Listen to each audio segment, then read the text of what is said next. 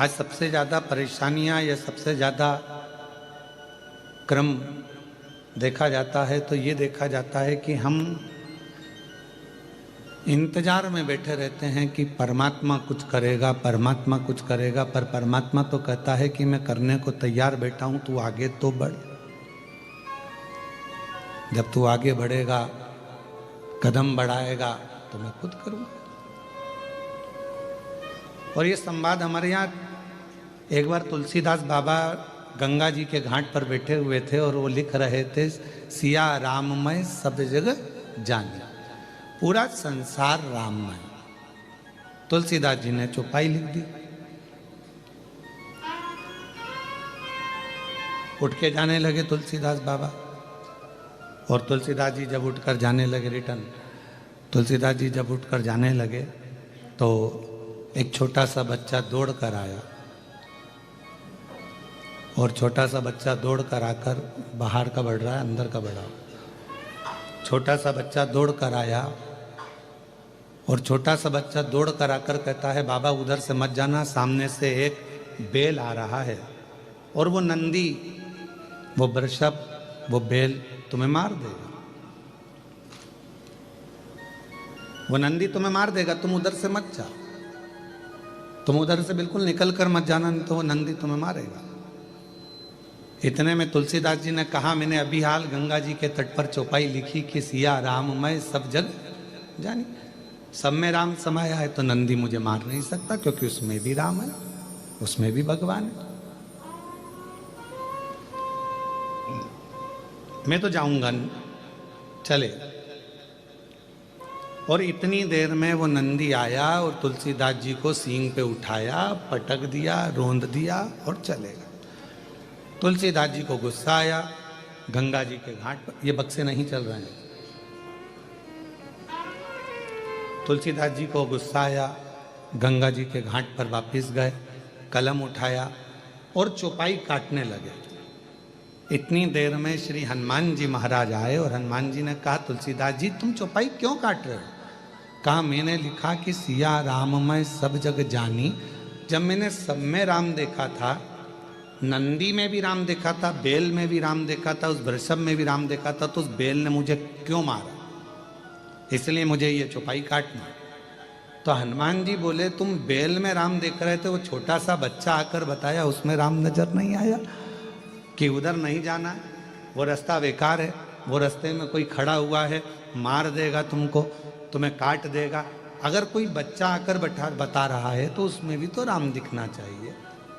हम संपूर्ण ब्रह्मांड में राम देख रहे हैं, पर जो हमारे नज़दीक में है, जो हमारे पास में है, जो हमारे करीब में है, हम उसमें परमात्मा का दर्शन नहीं कर पाते। पितृपक्ष चल रहा है, श्राद्ध चल रहा है, हम पितरों में भगवान देख रहे हैं जो चले गए, और जो घर में माँ बाप बैठे हुए हैं उसमें हम भगवान देख ही नहीं पा रहे।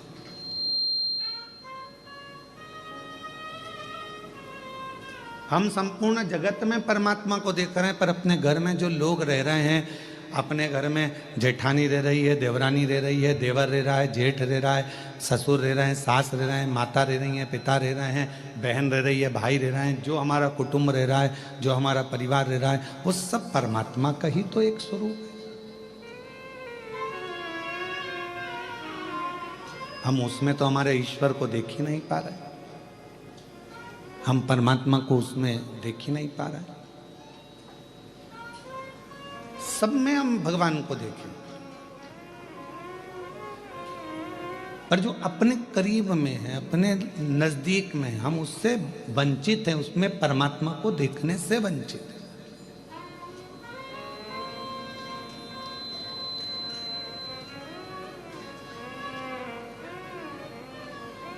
भूख,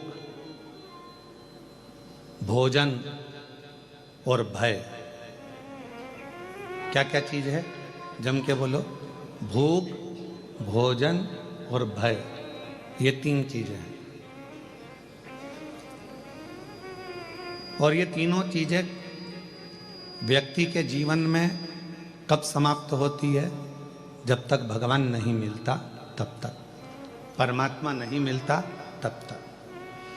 भगवान की कथा में आपका मन लग गया, भगवान के सत्संग में मन लग गया, भगवान के भजन में मन लग गया, शिव जी की आराधना में मन लग गया, तो फिर तुम्हारी भूख भी चली जाएगी। यही कि यही अपने कर्म के प्रति भी, तुम्हारा मन पढ़ाई में लग गया, तुम्हारा मन कार्य में लग गया, तुम्हारा मन अपनी नौकरी में, सर्विस में, व्यापार में, जो तुम लगनता से काम में लग गए, और तुम्हारा दिल यदि काम में लग गया तो तुम्हें भूख नहीं लगेगी, भूख नहीं लगेगी। पत्नी भी फोन कर कर बोलेगी 1:30 बज रही है, 2 बज रही है, टिफिन भेजा है, कब खाओगे, क्या हो गया, कब आओगे, बार बार वो फोन लगा रही है। पर उसको कौन समझाए कि जब व्यक्ति एक लगन से कर्म के प्रति जागृत हो जाता है, एक लगन से कर्म करने लगता है, परमात्मा की कथा सुन रहा हो, भजन कर रहा हो, कीर्तन कर रहा हो, या अपने कर्म को कर रहा हो, तो उसकी भूख अपने आप चली जाती है, अपने आप चली।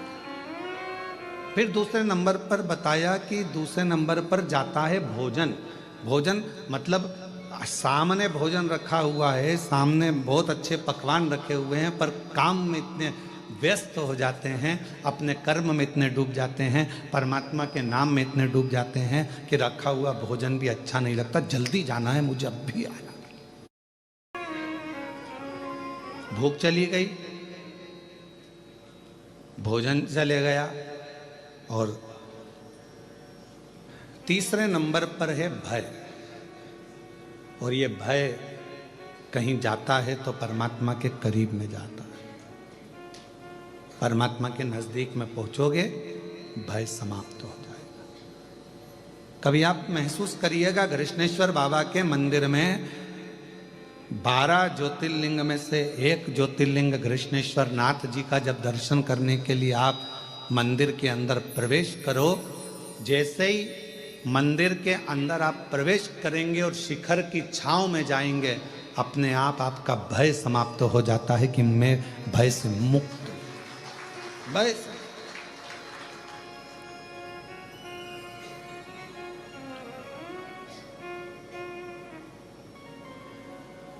भय कब लगता है? जब व्यक्ति अकेला होता है। छोटे से बच्चे का हाथ पकड़कर चलो, पूरे मेले में घूमना। कृष्णेश्वर बाबा का जो मेला भरा है ना, आपके आसपास में कोई मेला भरा है तो बच्चा साथ में रहे, अपने पापा के, अपनी मम्मी के, अपने भाऊ के, अपने पिताजी के और माताजी का, अपनी आई का हाथ पकड़ा हो और बच्चा सब दूर घूमेगा ना, तो उसको मेला बहुत अच्छा लगता है, खूब खुश होता है, मेले में खूब नाचता है, खूब आनंद लेता है। पर वो बच्चे का हाथ छूट गया, अकेला हो गया, अब वो मेला अच्छा लगेगा क्या उसको? जम के बोलो जरा, नहीं लगेगा। कोई उसको गुब्बारा ला कर देगा, अच्छा लगेगा, कोई उसको टॉफी ला कर देगा, अच्छा लगेगा। बच्चे को मेला कब तक अच्छा लग रहा है? जब तक वो अपने पिता का हाथ पकड़ा हुआ है, तो वो भय से मुक्त है। अब तो कोई भी उस बच्चे को मिलता है तो उसको भय लगता है, उसको डर लगता है। उसी तरह जब तक आप अपनी जिंदगी में एक बार अगर कृष्णेश्वर बाबा के दर्शन नहीं करे हो, तो समझ लो आप भय में पड़े हुए हो, और जिस दिन कृष्णेश्वर बाबा के दर्शन कर लिए, उस दिन भय से मुक्त हो गए। भय से। पिता है मेरा साथ में, मेरा बाबुल है साथ में, मेरा बाबा है साथ में, मेरा शंभू मेरे साथ में है।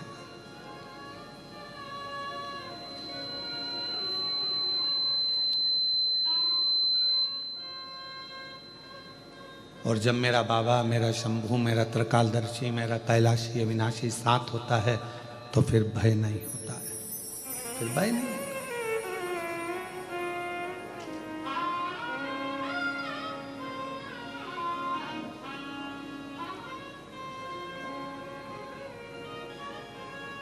वो कहे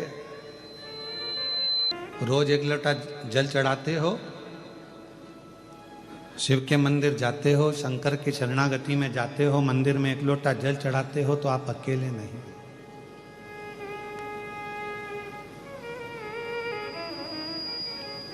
अभी आपको कथा में कहा था कि भोजन 5 रात्रि हमारे पेट में रहता है, शरीर में रहता है। दूध जम के बोलो। 7 रात्रि हमारे शरीर में रहता है। दही 20 रात्रि हमारे शरीर में रहता है। घी गाय का 1 महीना हमारे शरीर में रहता है। और जो भगवान शंकर के मंदिर में जाकर 1 लोटा जल चढ़ाकर उसका आचमन कर लेता है, वो हर घड़ी हर पल शिव हमारी श्वासों में रहता है। हर पल रहता, हर घड़ी रहता।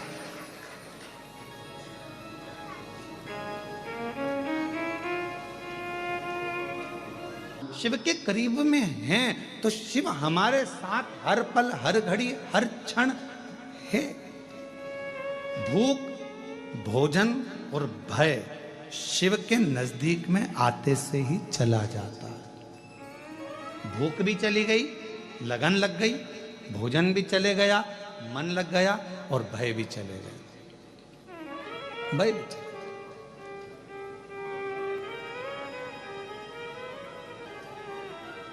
अब जब भगवान से लगन लगाकर बैठ गए तो पूरन पोली और आमटी भाएगी।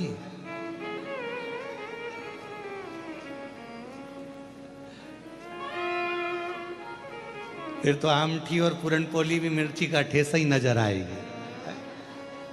फिर क्या बात है।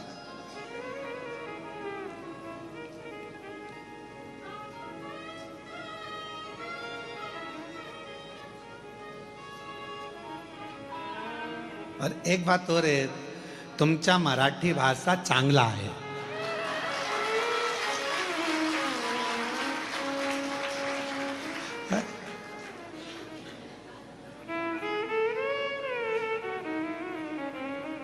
और तुमचा जेवण भी चांगला आहे।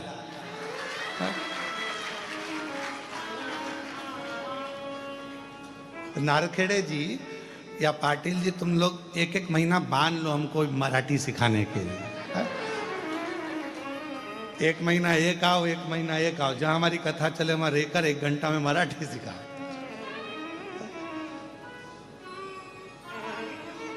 अब शिव के जितने करीब में हम कहेंगे कि फिर ना तो भूख लग रही है, ना भोजन भा रहा है, ना भय। अब होगा जो देखा जाएगा।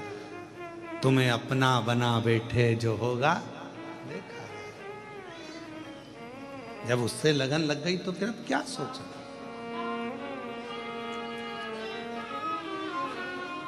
और जब परमात्मा से लगन लगाकर बैठ जाते हैं, जब भगवान से लगन लगाकर बैठ जाते हैं तो फिर कोई भय नहीं रहता। भय।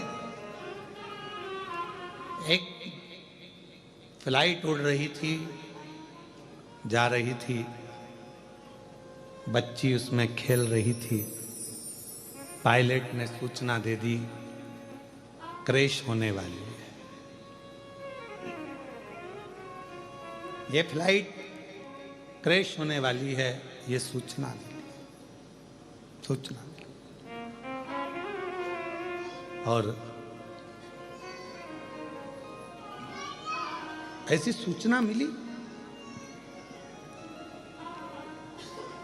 जब सूचना मिली कि ये फ्लाइट जा रही है और ये फ्लाइट क्रैश होने वाली है, एक छोटी सी बच्ची को भय नहीं था, बाकी के सबको भय था। महिलाएं रो रही थी, पुरुष रो रहे थे, बच्चे रो रहे थे, पर एक छोटी सी लड़की नहीं रो रही थी। वो नहीं रो रही, वो खेल रही है। उस लड़की से किसी ने पूछा, तुम्हें मालूम है ये फ्लाइट क्रैश होने वाली है, सब मर जाएंगे, सब के प्राण छूट जाएंगे, तुम्हें मालूम है? लड़की कहने लगी, मैं जानती हूं कोई फ्लाइट मिलाइट क्रैश नहीं होगी। उस लड़की से पूछा, तुम्हें कैसे मालूम? पापा है,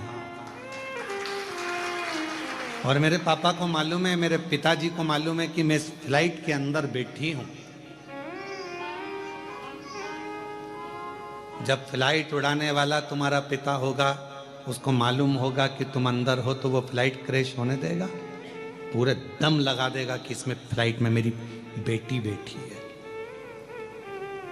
तुम्हारी जिंदगी में दुख आया, तुमने शिव जी को 1 लोटा जल चढ़ाना प्रारंभ करा, समझ लो कि तुम्हारी जिंदगी में दुख आया है, मतलब फ्लाइट में तुम बैठे हो पर याद रखना फ्लाइट चलाने वाला तुम्हारा पिता कृष्णेश्वर महादेव है।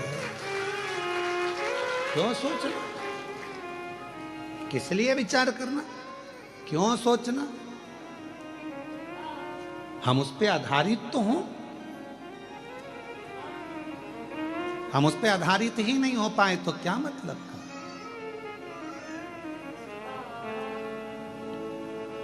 नारखेड़े जी, यहाँ डॉक्टर साहब बैठे नांदेड़ वाले, कथा करवाई इन्होंने नांदेड़ में, तो इतना वहां पर पानी आ गया 2 दिन कथा के बाद में, इतना पानी कि जहां कथा थी वहां घुटना घुटना में पिल्ली पिल्ली पानी हो गया। अब कथा इनके घर से ऑनलाइन हुई ना, डॉक्टर साहब बोलते रहे गुरुजी कथा पंडाल में होगी कि नहीं होगी। हमने कहा सब बाबा पर छोड़ दो, तुम ऑनलाइन कथा चलने दो। 2 दिन ऑनलाइन कथा चली, तीसरे दिन स्वयं प्रशासन ने कह दिया कि जगह पूरी खाली हो चुकी है, आराम से कथा करिए, शिव को कथा कराना थी और कथा पूरी। हम हमारे चैनल को लाइक करें, सब्सक्राइब करें, कमेंट करें, धन्यवाद। करते हैं कि घर में चला रहा हूँ, कथा में करा रहा हूँ, परिवार में संभाल रहा हूँ, ये सब कुछ मेरा है, तब तक हम भय में जिंदगी जीते हैं। और जिस दिन हमने सोच लिया कि सब कुछ भोलेनाथ का, सब कुछ भोलेनाथ का, फिर भय नहीं रहता, फिर भय नहीं रहता। बेटा किसका? शिव जी का। तुम अपना क्यों मान रहे हो? संकल्प छोड़कर कह दो कि ये मेरा बेटा नहीं, ये तो स्वयं जगत गुरु शंकराचार्य जी का एक प्रसंग आता है।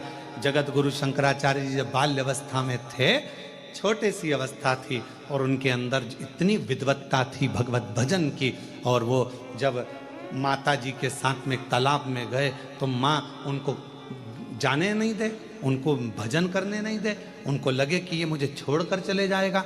माँ के सामने तालाब के अंदर चले गए छोटा सा बालक शंकर, और अंदर गए और चिल्लाने लगे, माँ मुझे मगर ने पकड़ लिया, माँ मुझे मगर ने पकड़ लिया। माँ अंदर कैसे जाए, उसे तैरना नहीं आता था, बच्चे को कैसे भगाए? तब शंकर ने कहा, माँ मगर कह रहा है, तू मुझे अब्बी की अब्बी दान दे दे शिव जी को कि मेरा बेटा शंकर का।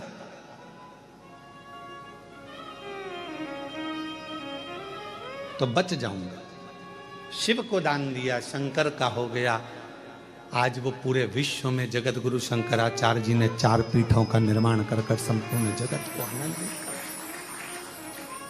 हम सोच कर बैठे हैं ये घर मेरा है, ये जमीन मेरी है, जायदाद मेरी है, परिवार मेरा है, कुटुंब मेरा है, बेटे मेरी, बहू मेरी, पोता मेरा, पोती मेरी, नाती मेरे, पंती मेरे, सब मेरे अपने हैं। ये बेटी मेरी है, दामाद मेरे हैं, ये मेरा है, वो मेरा है। ये सारा भ्रम छोड़ दो।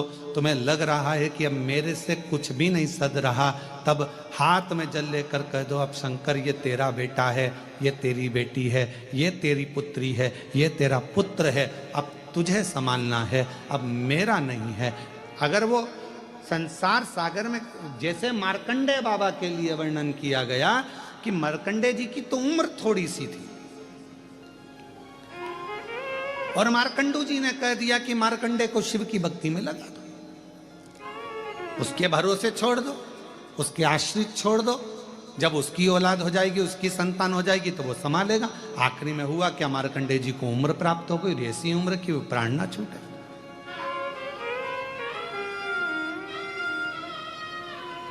हम ब्रह्म में जी रहे हैं। ये मेरा बेटा, ये मेरी बेटी, ये मेरा परिवार, ये मेरा परिवार, ना ना ना। जिस दिन आपने ये विचार कर लिया कि ये सब कुछ मेरे भोलेनाथ का है, मेरा बेटा भी शंकर का, मेरी बेटी भी शंकर की, तब अगर ये मेरा बेटा ठीक है, अगर मेरा बच्चा ठीक हो। और हम कई लोगों से, ऐसे कई लोग आते हैं कुबरेश्वर धाम पर जिनको डॉक्टर ने, कई बीमार लोग आते हैं, हम तो कहेंगे कि बहुत ज़्यादा तबीयत खराब है, स्वास्थ्य ठीक नहीं है, तो हम तो उनसे कहते हैं कि अपने घर